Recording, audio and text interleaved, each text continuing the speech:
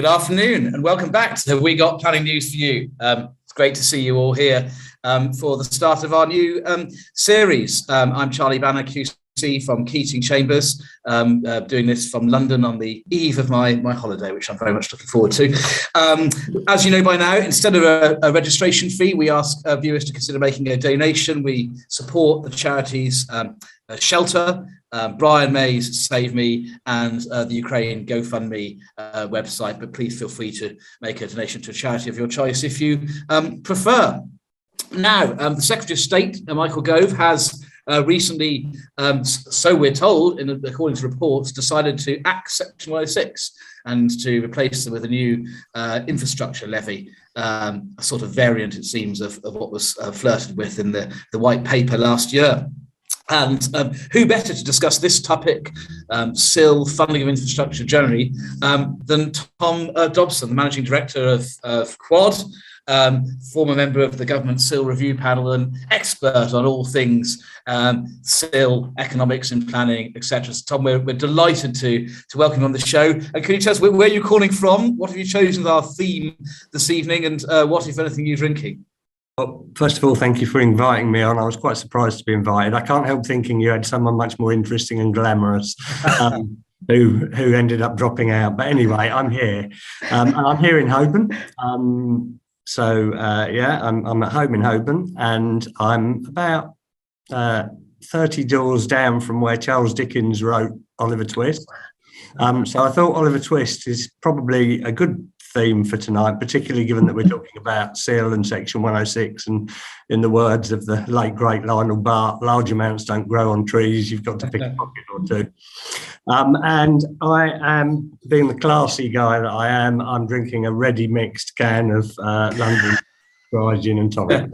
Thanks, Tom. Well, we're really looking forward to hearing your discussion led by Mary, the second half of the show. Mary will be very pleased with the gin and tonic.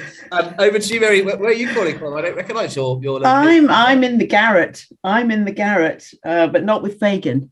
I'm in the garret in Wandsworth. And good evening to you. It's lovely to see you and everyone else. And welcome, Tom. I'm really looking forward to our chat. And as much as I'd like to pretend that I could play the Nancy character, whilst I think I could certainly give it my all on the dance floor, my singing capabilities would let me down. So, but I salute Tom on a very interesting theme and a really good story behind it. Thanks, Mary. There's no doubting you're the queen of the dance floor. That much everybody. And by the way, I'm not on the gin. I'm on the tea. Superb. Sasha, that's an interesting pair of curtains you got behind you. Can you hear me? Yes. Good. As my internet is unstable, and that's probably fair because I'm in the New Forest, and my interesting curtain shows the decor chosen by hotel decorators in about circa 1982. so Paul will feel. You're really at home, aren't you? Don't lie. No. See, I've got a checkers set. Nice. You see the checkers set just outside. Anyway, yeah, it's lovely to be here, and my inspector was very kind and let us rise early so I could participate. So wonderful. And so too is Chris. Chris is going to join us about 5 minutes. Apparently, his inspector, who's been very kind and said they can finish slightly earlier than scheduled. In the meantime, Paul, how are you doing? Lovely to see you, and Ursula's lovely artwork right behind you. Absolutely, the decor is entirely down to me, I'm afraid, in this location. Although the plan was left by my son, who's now moved out, finally, thank God. So, Tom, an absolute joy to see you. I asked my wife to get me something interesting and related to Dickens from Waitrose when she went there. She's failed to do it in relation to Dickens, so I'll show you what I've got in relation to the theme. But the interesting, believe it or not, is this horrible brew. This is Camden Marmite, love-hate Marmite ale. So I'm going to taste this just in deference to you, but it's got nothing to do with Dickens. My Dickens link is this document, which is a book that I found on my shelf that I've taken to every home I've ever had. So on the inside, it's got to Dad, love Paul, happy Father's Day. And I was about 7 when I wrote that. And I remember getting told off for defacing it because this book wasn't bought by me for my dad. It was just taken off the shelf and it belonged to some ancestor. It's a Christmas Carol, The Chimes, and The Cricket on the Hearth, which are two Dickens books I've not read, frankly. But it's always a joy to have some link to Dickens. So, with a due sense of trepidation, cheers. I'm surprised it was written when you were 7, Paul. But anyway, yes, Charlie. Open goal. I'm sure that beer will be in keeping with your usual beer, the taste of your usual beers on this show.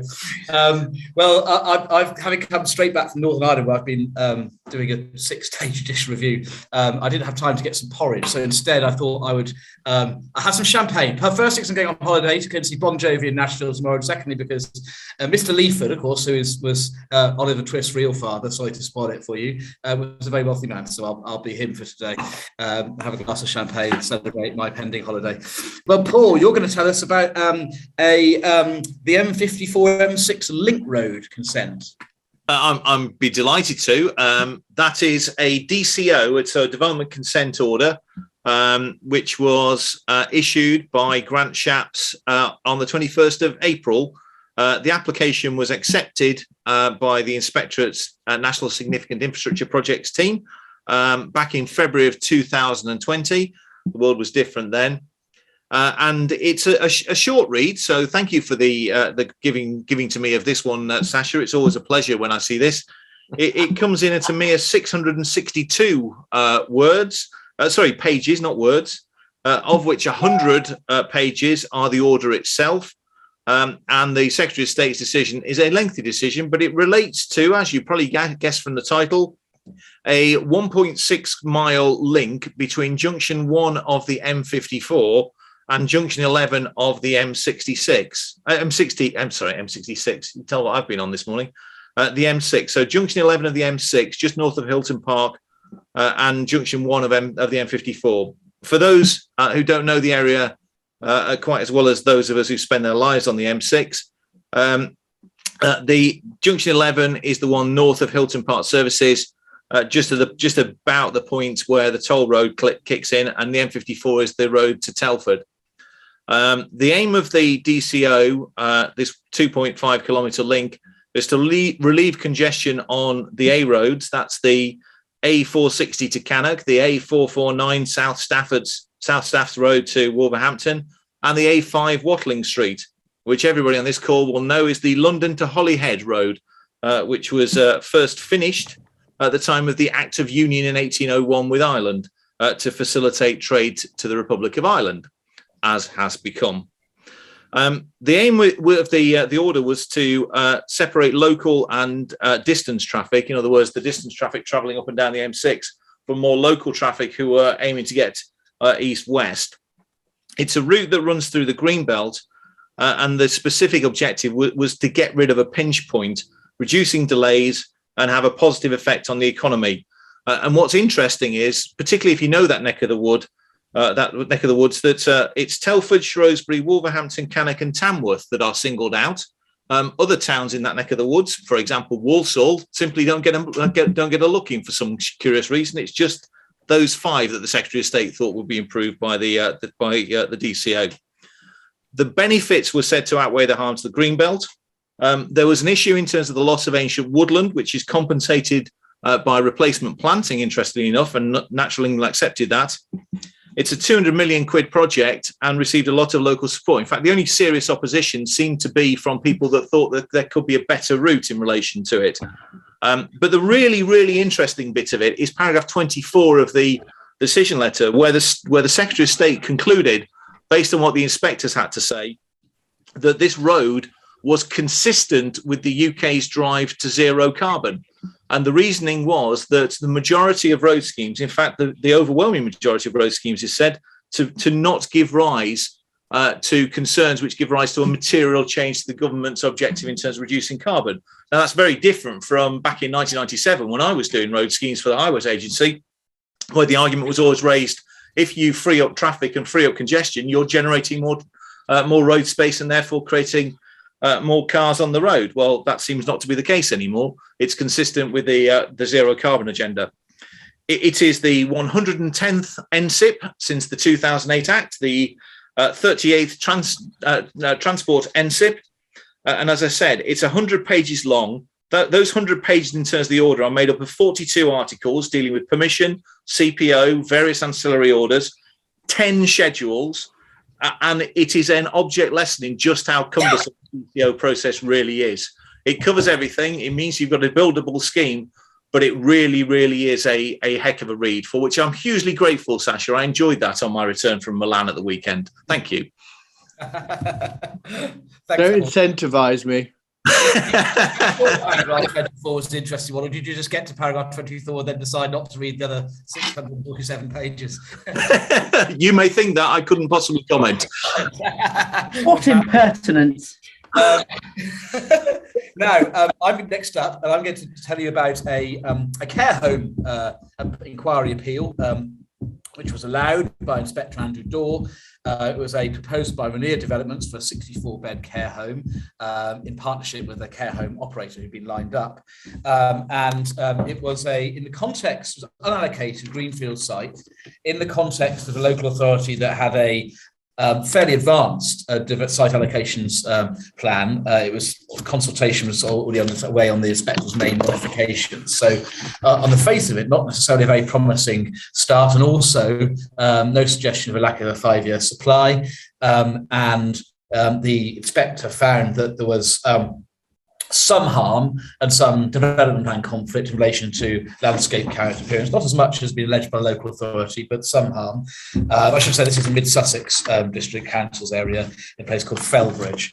In relation to sustainability, the site wasn't within or even adjacent to a settlement, and there was an objection on grounds of access, principally by staff and visitors, not the residents of the care home, obviously, but they, principally in relation to them, an objection that they wouldn't be able to access the site by sustainable means. And the inspector noted that the site was indeed separated from the built-up area. He noted that there were some bus stops which were nearby. The bus services didn't fit in precisely with shift patterns for all users, so there may be some degree of planning around that. However, the inspector felt that the bus stops meant that there wasn't a knockout objection in relation to sustainability.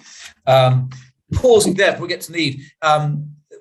Lots of other inspectors might very well have found differently. And I think one theme I think it's important to take from this decision is the variability of inspectors' approaches to these issues. In relation to need, the inspector found that there was a quantitative care home need in the relevant catchment between 288 and 924 beds. But it seemed that he gave just as much, if not more, weight to the qualitative need, because an argument that often comes up in relation to care home proposals is, well, irrespective of the quantitative need, the existing supply of care homes is not fit for purpose. Often they don't have ensuite rec rooms, etc. And the regulation is likely to require those to be phased out in future anyway. And the inspector gave significant weight to that. Overall, he felt there was substantial weight to the benefit of quantitative and qualitative need, and pulling that together in the planning balance, the inspector found that even on a flat balance, and he expressly said, I'm not approaching this on the basis of paragraph 11D tilted balance, but simply that material consideration indicate that permission should be granted otherwise in the court's development plan. Well done to Chris, who acted for the appellant. Nigel Newton-Taylor, I think, is on the call, Tim Burden, Richard Garside, Matthew Grist and Claire Brockhurst for their work on that. Contrast the decision with another care home appeal in Corsham, where recently the inspector gave moderate weight to 4.1 year supply. Somewhat unusual approach, and not as much weight to a similar level of care home need in that case. So I think what that does show is perhaps it's unavoidable with subjective matters, but there is a pretty wide variance of approaches amongst inspectors these days, which is something well known to all of us, and something which, if there was a little bit more internal steer as to how to approach these issues, it might provide planning with a little bit more certainty, clients with a bit more certainty. Anyway, well done, Chris. And I'm not sure whether your microphone issue is resolved now, so we'll jump down to Sasha first of all. We'll go down to Bristol. Second in a row, I think. We had a case in Bristol on the last episode, and this is the latest one, this time from the Secretary of State.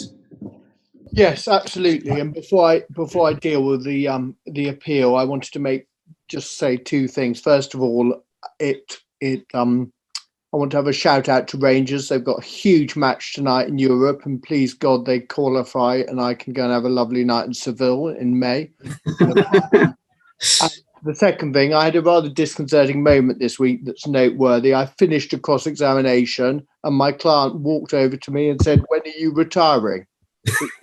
Quite a moment.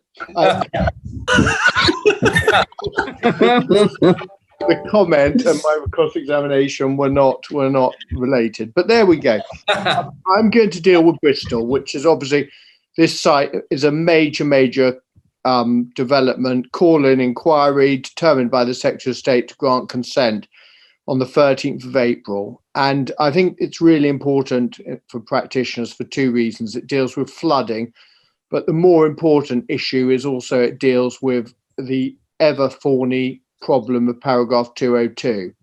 And as we know, probably in the arguments we all are involved in, para 11 is top of the table as the Man City of the MPPF, and paragraph 202 is probably the Liverpool in second place.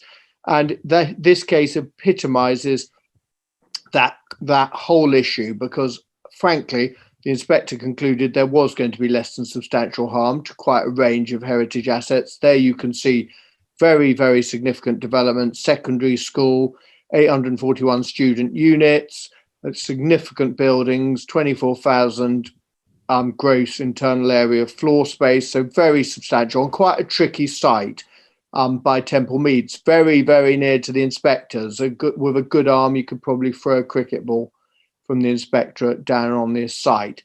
And Zoe Hill had the pleasure of determining this, but as I said, the key is 202, and in this decision, the inspector effectively took the view that the benefits, which we all know, we've all had fun and games about what amounts to public benefits and will they outweigh the harm.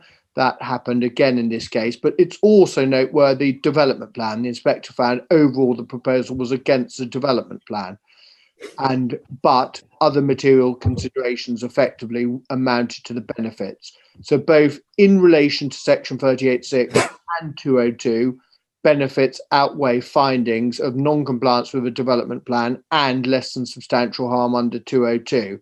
And I think that's probably quite indicative of the direction of travel we're now having. And maybe it's an early indicator of the approach of Michael Gove to effectively endorse significant benefits, notwithstanding failure to comply with the development plan and effectively less than substantial harm to numerous heritage issues.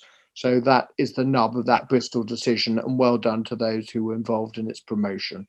Thanks, Sasha. Really interesting. So too is the next case, the Holocaust Memorial Judicial Review Challenge, which, Chris, you're going to tell us why it succeeded. So, yeah, this is an incredibly important case. If we bring up the front page, it's a judgment of the Honourable Mrs. Justice Thornton, and it concerns the London Historic Parks and Gardens Trust, the Minister of Secretary of State and for Housing, and Westminster City Council. And then what I should say is make clear that this is the case involving the Holocaust Memorial in London. And I think we've got a photograph of that, which is located, as you can see, very close to the Houses of Parliament, a series of fins, a very dramatic structure. Now, there was a challenge to the grant of planning permission. There was an inquiry. Permission was granted by the Minister of State for Housing, and there was a challenge. And the first thing to make clear in this challenge that was by the London Historic Parks and Gardens Trust is that they were not contesting the importance of having the memorial. That was accepted by all the parties. I think we've got paragraph 3 of the judgment, and all the parties before the court support the principle of a compelling memorial to the victims of the Holocaust and all those persecuted by the Nazis during those years when humanity was tipped into the abyss of evil and depravity. So nobody was questioning the significance and importance of having a memorial. And if we go to paragraph 4, what the issue was about, the issue dividing the parties, the judge said, is the proposed location of the memorial in Victoria Tower Gardens. Victoria Tower Gardens has considerable cultural, historical and heritage significance, and it's located on the north bank of the River Thames, immediately south of and adjacent to the Palace of Westminster and Blackrod Garden. And as you can see, there's a whole series of listed structures and listed buildings. So what were the issues in the case? Well, if we turn to paragraph 6, there were 3 issues that arise for consideration. Did the inspector err in his assessment of harm of the historic environment of the gardens, in particular the setting of the Buxton Memorial? Secondly, does the London County Council Improvement Acts 1900 impose a statutory prohibition on locating the memorial in the gardens? And did the inspector err in his treatment of the alternative sites for the memorial? Now, the claimant was unsuccessful on the first ground. So the first ground took a substantial amount of time. It's a very significant part of the judgment. And the conclusion was that that was an unsuccessful challenge.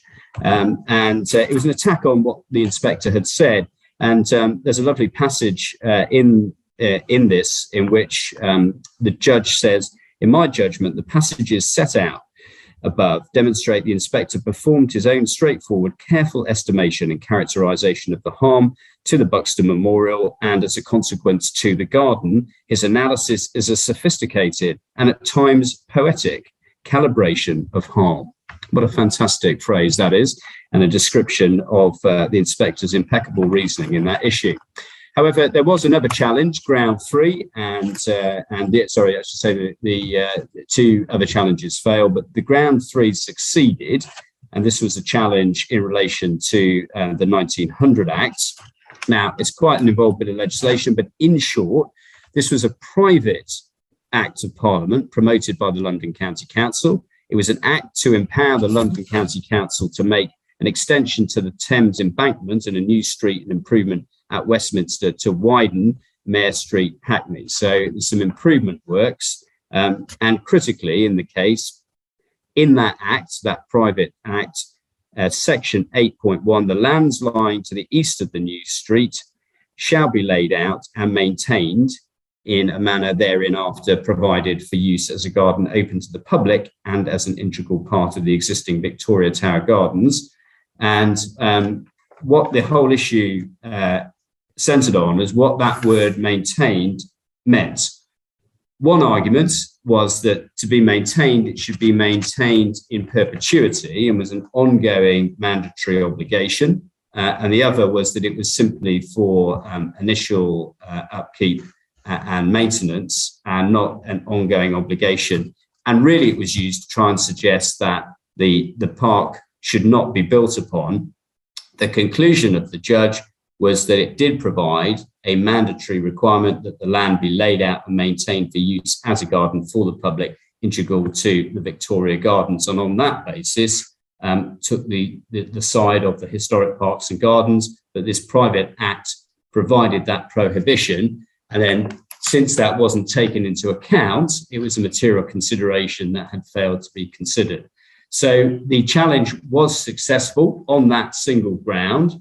An appeal is expected, and today is the last day by which it must be lodged, but we don't know whether it will be lodged. That no doubt will be found out soon. Thank you very much. Thanks, Chris. And interesting, because the particular ground on which the claim succeeded was one on which Mrs. Justice Leven had refused permission on the basis it was unarguable, which is somewhat ironic. But again, it shows the variance, once again, of different people coming to different reasonable views. I think in fairness, Charlie, what happened was the oral submissions for renewal which were rolled up in a combined hearing, suggested and argued it in a slightly different way and introduced new considerations. So it was put differently at the second time of asking. Well, let's see what the Court of Appeal have to say about it. Anyway, in the meantime, I'm going to hand over to Mary now, who's going to kick off our discussion with Tom, which I'm looking forward to. Thank you very much. Yes, sorry, trying to ensure we don't get any more knocking noises. So, Tom, welcome. Let me just introduce you. You're Tom Dobson. You're the Managing Director of Quod, now an employee-owned company. And Quod, of course, previously acquired your firm Hunt, Dobson and Stringer in 2011. Your specialism has always been focused on the social and economic impacts of development, with detailed knowledge of how the public sector operates, including issues around governance and infrastructure arrangements.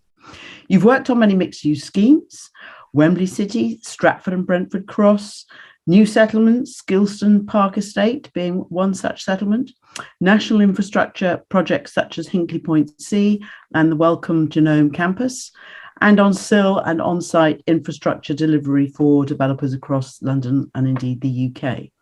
And in particular, in 2017, you were part of the SIL review group who were advising government. And I just wanted to aid our listeners, some of whom might not be quite so familiar with SIL as you. I just want to remind everybody that SIL was introduced in 2008 with the Planning Act, and it was a tool to help local authorities deliver infrastructure. And all new developments that create more than 100 square meters of new gross internal floor area are required to pay this. And since the 2010 regulations, we've had SIL. There have been various tweaks to the regulations, in fact, constant tweaks. And whilst we have much more flexibility now than at the outset, especially for phased developments, we now have quite a complex system, I think all would agree, of reliefs and exemptions. But we do have a system where SIL is fixed locally and it's optional. In theory, those councils with up-to-date development plans can use SIL to pay for infrastructure identified in their plan. And that was important, especially in the old days where the pooling of restrictions under 106s was restricted, which I always thought was supposed to be a bit of a stick to incentivize councils to use SIL. And of course, in London, we are quite unique in the sense that we have a mayoral SIL, and we also have SILs that the boroughs collect. And the Elizabeth line, which I think is going to be open in 2 weeks, it was suggested to me today, has been partially funded by mayoral SIL. 743 million was collected for that infrastructure project in the year 2019-20. So in 2017, the SIL group found that a lot less had in fact been collected via this levy than the government had expected. And they recommended that a low level of local infrastructure tariff be continue to be used alongside the 106s. And of course, we had the 2020 white paper, which suggested that both SIL and 106 should go, and it should be replaced by a national infrastructure set nationally with a set value based on a flat rate. And the councils, the idea was that councils would be able to borrow in anticipation of SIL receipts. And it was proposed for the first time that affordable housing would be financed this way. So then we had in June 2021, last summer, the Housing, Communities and Local Government Committee in the, as it was then called, in the House of Commons, producing their report, The Future of the Planning System, chapter 8 of which dealt with land capture and the funding of infrastructure. And they suggested really that the case for 106 reform was less clear-cut than reform of SIL, and that actually government should be very mindful of the impacts of the delivery on affordable housing. And that really there was, and that the government should guarantee there'd be no reduction in the delivery of affordable housing. So that I just wanted to say by way of backdrop. Thank you for your patience, Tom. So I'd like to start my questions by looking back, as it were, bearing in mind, Tom, that many councils have not in fact introduced SIL because either they don't have a recent plan or perhaps because the whole process of introducing SIL is a very resource-hungry matter and which requires quite a great deal of skill. Looking back, what do you say? Has it been a success?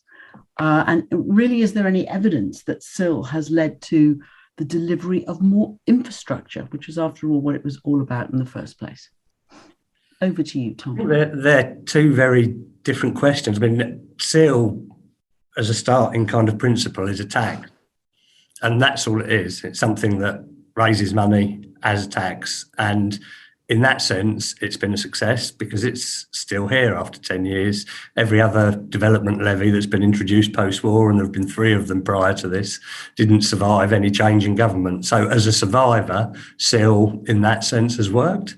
It's been successful. It's raised money. It raises about £1 billion a year, which is what the government had originally anticipated. So in that sense, SIL is still there and survives.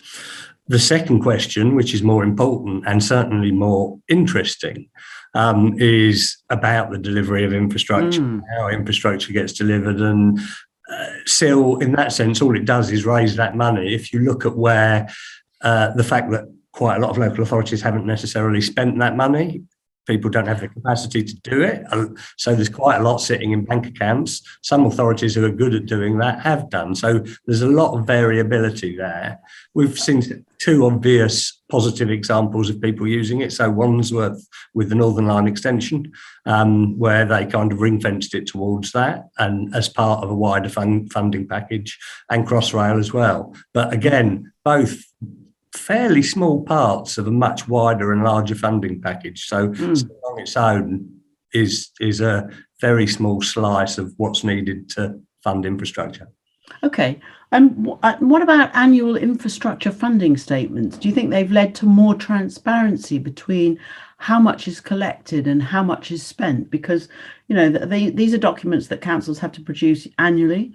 And it enables one to look and see how much they've collected for both SIL and 106 actually, and what they've spent it on. Do you think that's added to transparency? Do you think that's it's certainly added to transparency, and you can, when it replaced the famous regulation 1, 2, 3 lists, were kind of worse than useless. It was a list of things that an authority might consider spending SIL on, and you just made it as long as or as short as possible, depending on what they wanted to ask for Section 106. So having the infrastructure statement, which picks up Section 106 as well as SIL, is actually a big step forward in transparency. I think that was one of the positive reforms that came out of the 2019 changes to the regulations. And how about what is this business of handing out money to parishes and neighbourhoods?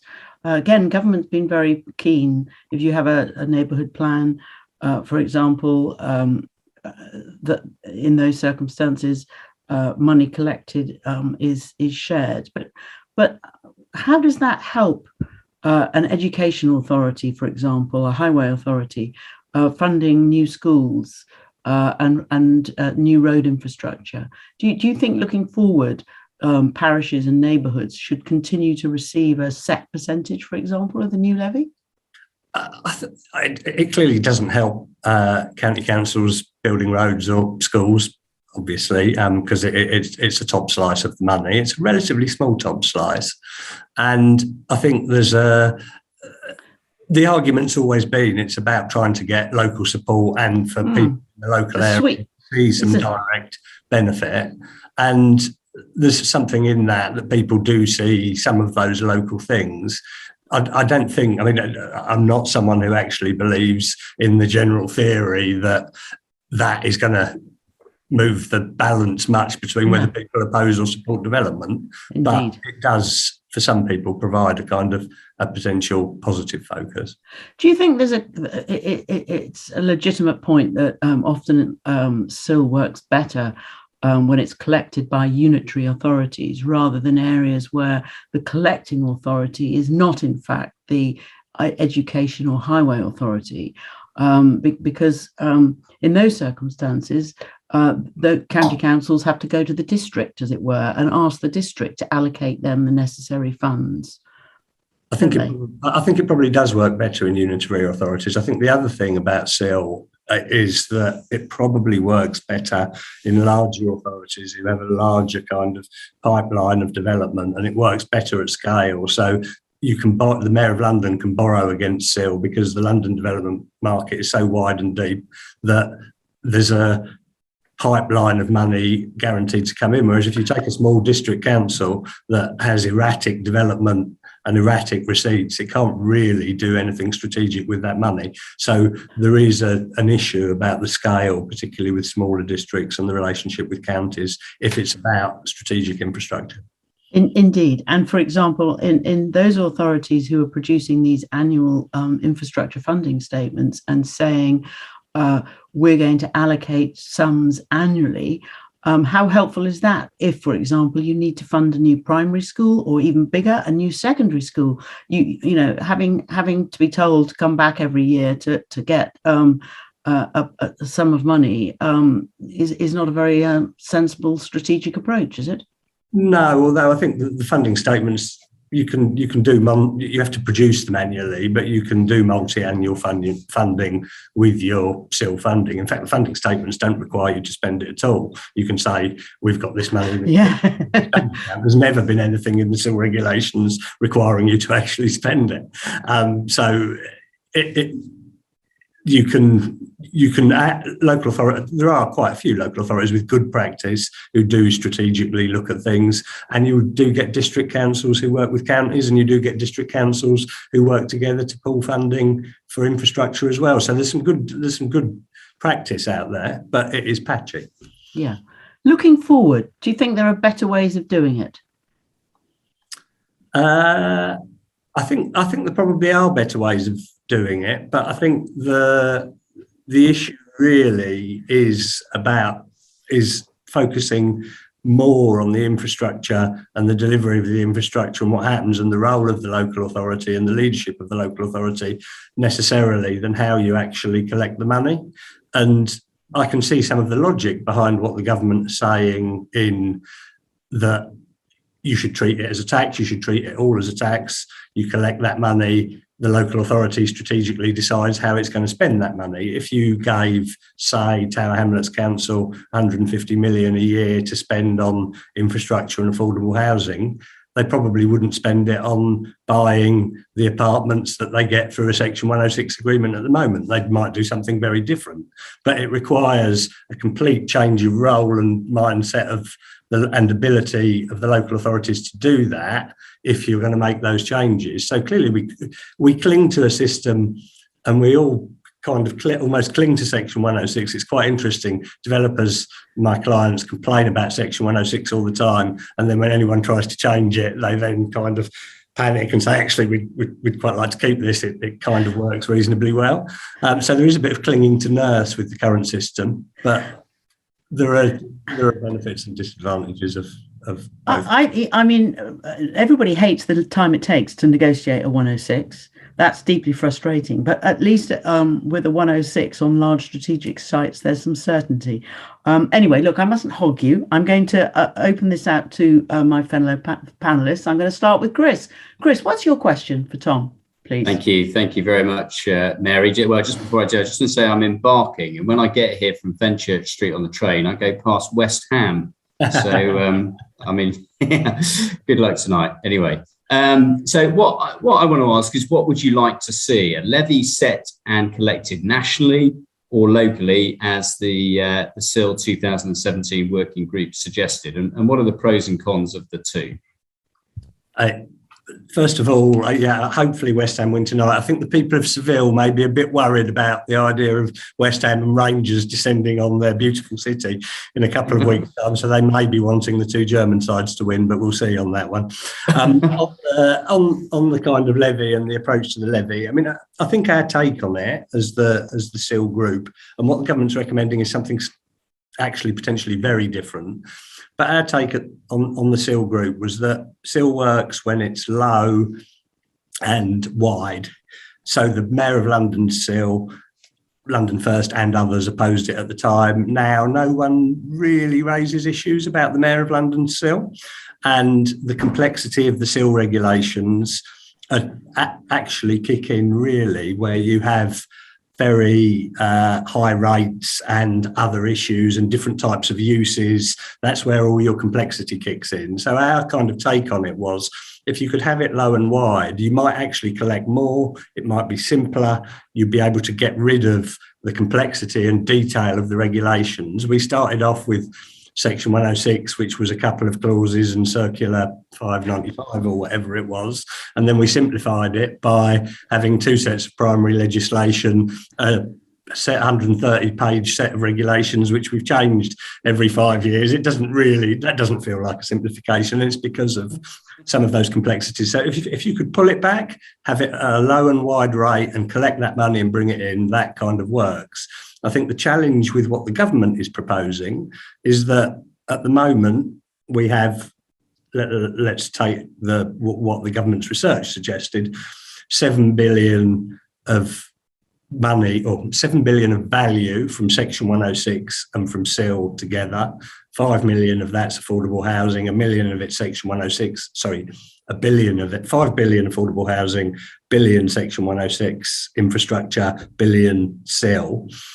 So SIL at the moment is collecting that 1/7 of it. Mm.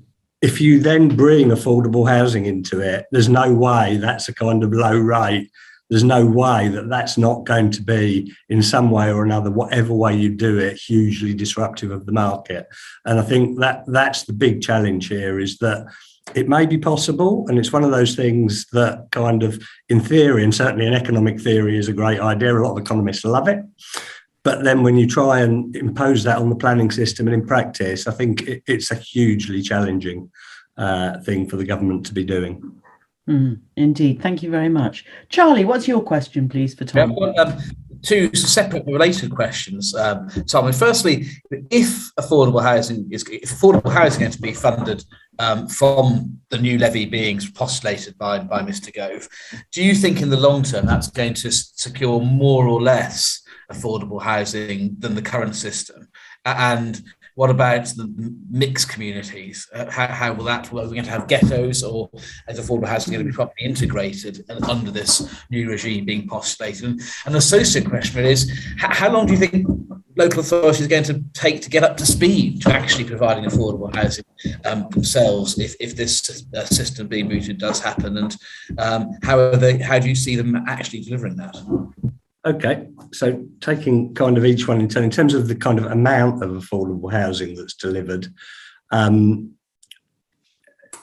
let's leave aside the risk of completely freezing up the whole development industry by doing it and not delivering any housing or affordable housing, which is a real risk of the changes on the scale that we're looking at. But if we're assuming that it does happen and the money gets collected, I think conceivably you could end up with more affordable housing with a local authority deciding that it was going to take a commissioning role, and it might buy back right to buy properties that it had previously sold. It might buy new homes in developments. It might deliver its own development. It might joint venture with people. It could take a kind of strategic commissioning role and potentially, I think, get more value for money and better outcomes than you do under the current system. And at an authority-wide level, that might work for the mixed communities point. On the other hand, it's quite likely to mean in some authorities that you would take all of the funding from the most valuable area of your district and then spend it in the least valuable area of your district because you get more bang for your bucks. I think the thing that people haven't cottoned onto, if they do it in the simplistic or purist way that's being described, is that effectively you sever the link between the plan altogether. If the plan is saying 35% affordable housing at the moment, actually what you can get from any development in the future is what the levy will buy. Doesn't matter what the plan says, it's how much housing can the levy buy. So we get some really fundamental changes in the way planning works if you do it like that. In terms of local authorities being able to do it, we're at the beginning of it took, as Mary said at the beginning, it took 3 years from the Planning Act in 2008 to having the first SILs in 2011, and we didn't really get most SILs until kind of 2013, 14, 15. So we're a few years away from the changes, even if they happen. But at the same time, some authorities are good at doing this stuff and delivering things, and we see authorities that we work with. Camden have got a great council housing programme, nothing like the scale of the 70s, but there are authorities who are doing this. There are other authorities that don't and never will. So I think, again, it's about a real potentially huge variation in the outcomes, maybe greater than we get at the moment. Thank you very much. Very much. Sasha, what's your question for Tom, please? well, I'm going to go tonight and get a T-shirt made up saying I've met someone who understands how SIL works. That's in tribute to Tom. My question, Tom, is how do the existing registered providers, we've had on the show quite a few people involved in registered providers, and obviously the work they do is quite remarkable, but how would they fit in to the levy? How would they get a payment, a lump sum? I mean, what would happen to them and their current very powerful and important role in the provision of affordable housing? Well, it would depend on what the regulations look like and also the government's wider rules about the ability of local authorities to deliver, borrow and other things. And one of the advantages historically of RPs is that they've been able to borrow when local authorities haven't, and therefore they can leverage the kind of subsidy to get more bang for your bucks. I think that's been changing over time, and local authorities have actually been stepping up. Some RPs have been questioning their strategy of doing new development because of some of the risks associated with it as well. So we've seen quite a lot of change in that area. But in the end, it would be again on the kind of purist model. If the tax goes to the local authority, then it's up to the local authority to decide whether they do it directly, whether they commission it from RPs, whether they work with RPs. And again, I think you'd end up with quite a lot of variation. But those RPs whose model is very much development model is very Section 106 driven, I think would be facing some real challenges as to how that worked, particularly with some local authorities who they might not get on with so much in all the housing departments. Thank you very much, Mary. Yeah, that's a very interesting question in itself. Lots of comment, by the way, Tom. Lots of comment about the administrative burden putting people off SIL. Developers, of course, not having to ultimately pay SIL or 106 costs. They generally come off the residual land value. What a waste of time the complicated system is, all the reliefs, etc. All really good stuff. Keep it coming, people. Paul, what's your question, please? I'm going to start a build up, I'm afraid, Tom, and just let you know that I detest SIL almost as much as I detest Camden Marmite hate love beer. I detest advising on it. I detest the consequences of it. I detest the Byzantine nature of the scheme. I detest whoever has devised it, who seem to reform it every year. It's not every 5 years, it's virtually every year since 2010. Yeah. It is an extraordinarily cumbersome system that's created its own administration. And I agree, if it's pitched low and sensible, then it achieves the objective of land value capture. But land value capture is actually taxation. That's what it is. Stop pretending it's not taxation. It is taxation. And the easiest way to do land value tax capture is to tax profits of landowners and developers. But there we are. Let's all pretend that this is a development issue that's going to then fund infrastructure that never gets built. It just sits there in bank accounts. Question, darling. What's your question? Of course. That's almost an objection. I love it. Right. My question relates to examinations. I feel better having got that off my chest, I have to say. So you and I have been to a number of SIL examinations, and I've sat there, and indeed I've confessed to you that there are a few people, I think, in the room that actually understand anything as to what's going on, and that includes the authors of some reports. It seems to me that I have always been rather uncomfortable about the nature of the evidence that's produced for SIL examinations, about the level of scrutiny in relation to SIL examinations, and certainly the degree of realism that is attached to SIL examinations. It's almost like, does it feel like a SIL, and will it completely catastrophically destroy the local industry? So if we have a new system, what should the new system be that's going to be simple? What's going to be the simple way of examining it? For example, get Treasury to fix the fees on a local level, and then you can have an examination if you want to deviate from them. What do you think, Tom?